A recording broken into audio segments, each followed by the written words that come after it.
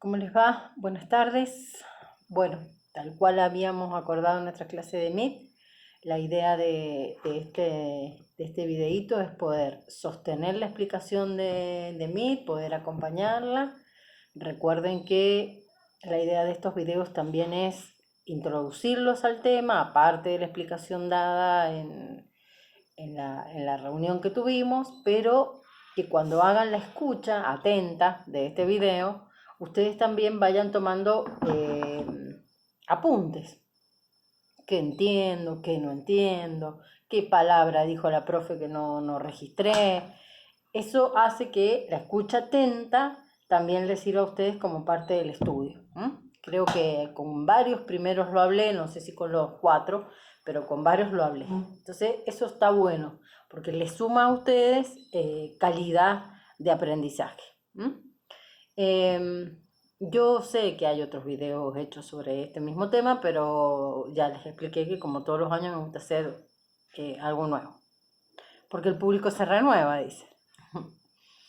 Bueno, miren, cuando hablábamos sobre la problemática del origen en el Estado antiguo, decíamos que en el mundo antiguo, la problemática del origen del Estado en el mundo antiguo, decíamos que quizás era uno de los problemas más interesantes y más complejos que encaran los especialistas en historia antigua, y que confluían necesariamente varias disciplinas para poder explicar, para poder interpretar, para poder resolver el proceso, digamos, que significó.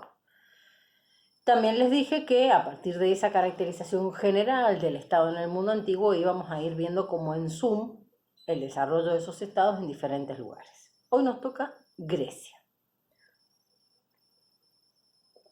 Hablar de Grecia, podríamos estar años hablando de Grecia. De hecho, es una materia anual en la facultad, historia antigua, digamos, que es Grecia y Roma, según mi facultad, cosa que debería incluir el Antiguo Oriente, pero no se incluye. Es occidental y cristiana, digamos, tiene toda esa perspectiva que ya hemos hablado en nuestras primeras clases. Un año, imagínense, estudiando. ¿Qué es lo que uno pretende que un alumno de primer año del CUC sepa de Grecia? Y lo más que se pueda. Pero como estamos en un año de emergencia sanitaria y de pandemia, hay cosas que sí o sí no negociamos y queremos que ustedes aprendan. Y básicamente tienen que ver con lo que se conoce en historia como los legados patrimoniales o como las herencias culturales. Es decir, que de aquella cultura que yo estoy estudiando del pasado, tiene que ver con mi presente, tiene que ver con mis problemáticas actuales como sujeto de una sociedad moderna, de una sociedad tecnológica. La idea es poder hacer ese anclaje. No siempre se puede, pero es tratar de escucharme a mí, de leer lo que tienen que leer y de resolver lo que tienen que resolver con esa cabeza. Es decir, bueno, ¿qué de esta Grecia antigua me sirve a mí para... No se me ocurre otro verbo, me parece que es el mejor verbo que hay, que es hacer el anclaje con el presente.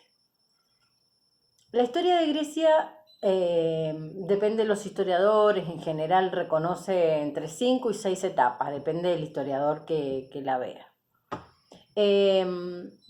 Esas etapas, digamos, de la historia griega, las 3 primeras, la etapa cretense, la etapa micénica, la etapa oscura, yo le diría que hasta las 4 primeras, la etapa arcaica, son etapas en donde el proceso de formación de la organización política de Grecia va a ir tomando forma. Por ejemplo, en la mencionada etapa oscura, se llama oscura en realidad porque sabemos bastante poco sobre ella, pero ustedes están leyendo la Odisea y la Ilíada con sus profesores de lengua, y estos son grandes documentos que si bien están cargados de mitos, y sé que también han estado trabajando con sus profes de lengua el concepto de mitos, son grandes elementos, documentos, digamos, históricos que nos dan como un pantallazo de lo que pudo haber sido esa época oscura, de la que tenemos datos básicamente arqueológicos, muy poca documentación histórica. Lo interesante de la época oscura es el surgimiento de las formaciones políticas que van a caracterizar a Grecia, que son las polis o ciudades-estados. De la palabra polis viene la palabra política, ¿no? Muchas palabras, esta es parte de la herencia cultural, muchas palabras de nuestra lengua española provienen del griego. Aparte del latín, por supuesto, ¿no?, que hablaban los romanos.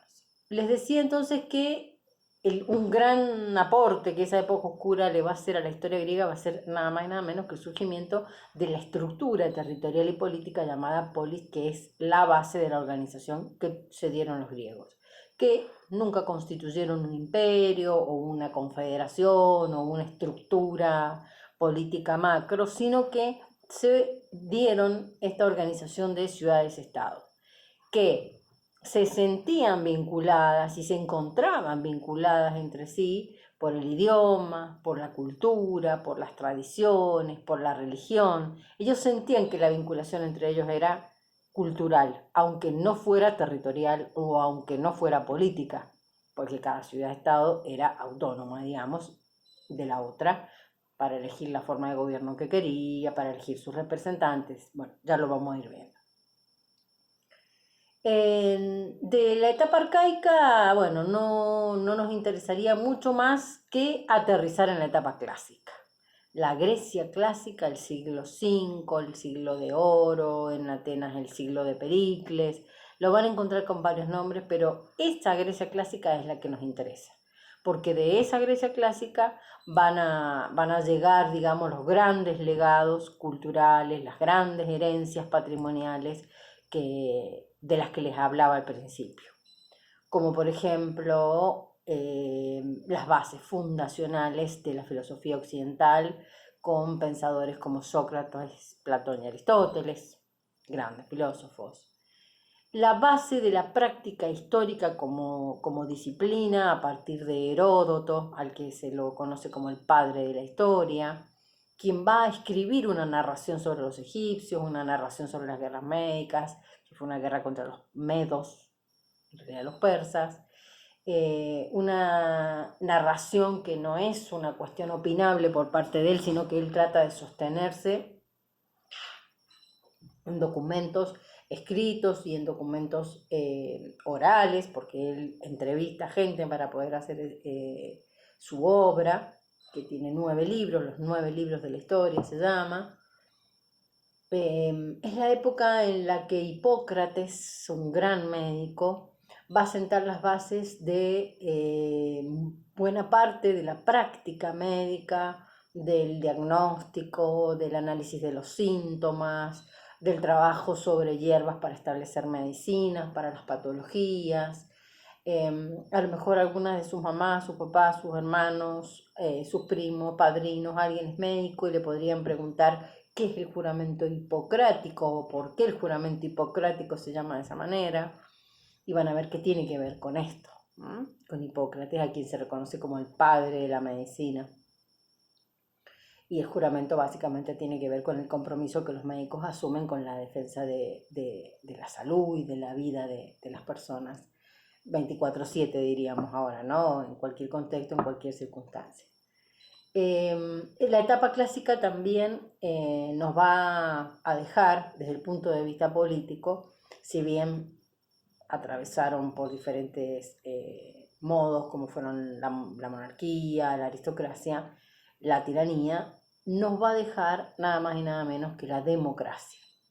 Por supuesto que la democracia en Atenas, la democracia ateniense, no es como la democracia contemporánea que tenemos nosotros, el concepto de ciudadanía, el concepto de derechos, el concepto de elegibilidad, bueno, son diferentes, pero esa idea de que el pueblo puede elegir a sus representantes y esos representantes ser los que toman las decisiones que tienen que ver con la vida de la ciudad, esa idea que es la idea primigenia de la democracia, la tuvieron los griegos en el siglo V a.C. Así que imagínense si nos estamos hablando de legados enormes.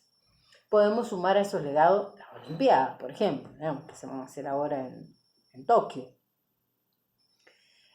Por supuesto que han cambiado, digo, el viejo pentatlón y el viejo triatlón pensado, digamos, por los griegos antiguos a la megaestructura económica que significa hacer las Olimpiadas hoy, pero en ese proceso de cambio lo que no cambió, vieron que yo siempre les hablo de las continuidades y los cambios, las continuidades y las rupturas, que a nosotros los historiadores nos interesa tanto. Lo que no cambia es la idea de la competencia deportiva, del trabajo colectivo, del trabajo en equipo, del premio al esfuerzo, al mejor.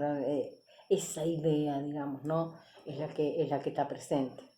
La Olimpiada griega tenía muchas connotaciones religiosas, por eso el tema de la llama, el honor a Zeus, que era la deidad, la máxima deidad, digamos, del panteón griego que residía en el Olimpo. Bueno, esa connotación tampoco la tiene la Olimpiada actual, pero sí esta idea, ¿no? de la competencia deportiva.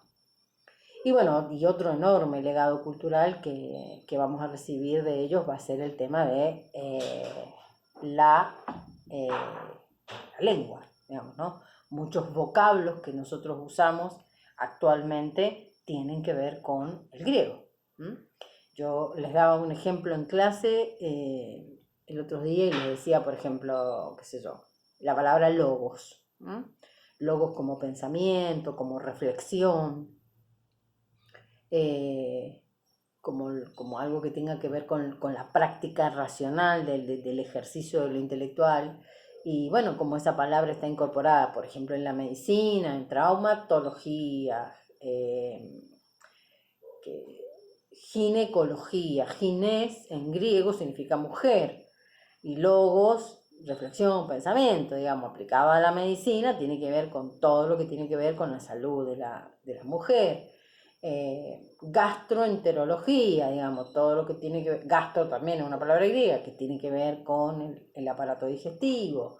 Urología, todo lo que tiene que ver con el sistema urinario. Bueno, es todas esas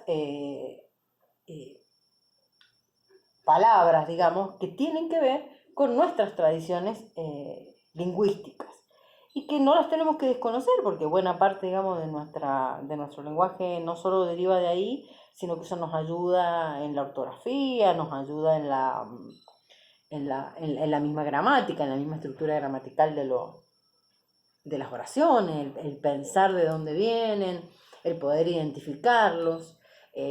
Nosotros en nuestra escuela teníamos griego antes, en el CUC. En el magisterio no había griego, pero sí había latín. Y es increíble el aporte que te hace, por lo menos nosotros, digo nosotros los historiadores, pero sé que a los médicos también, ya que buena parte de la identificación de los agentes patógenos, por ejemplo, de lo que enferma a una persona, están en latín, por ejemplo, o en biología también el latín como ayuda, y en historia ni les puedo explicar lo que ayuda el latín y el griego, ¿no?